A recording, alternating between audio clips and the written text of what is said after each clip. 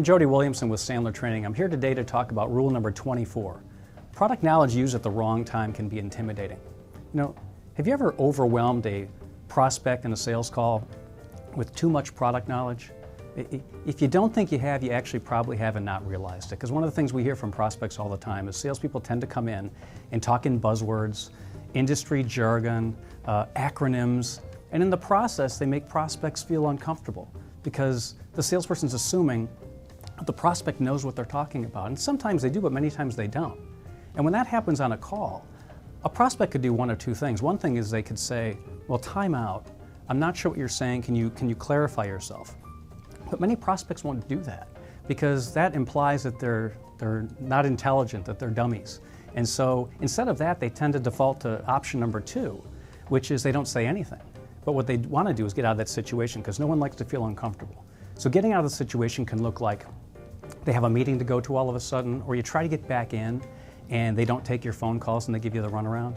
So we have to be really careful of using product knowledge that way on a sales call. And part of what we have to look at, we have to say, like, where does this come from?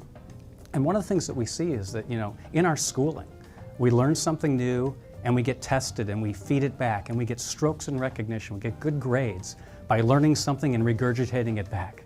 And so what happens in sales is people learn something and as they're talking about their information and technical knowledge, they are getting some feedback and some strokes and they're feeling better about themselves. And when people talk about what they're comfortable with, they do feel good about themselves. But here's the Sandler rule also, is that sales is no place to get your emotional needs met.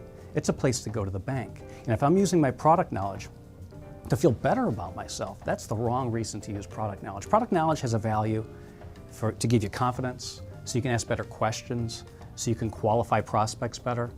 But other than that, you have to be really careful how you use it. So I want you to think critically about your client interactions and ask yourself, how much product knowledge and industry jargon are you using?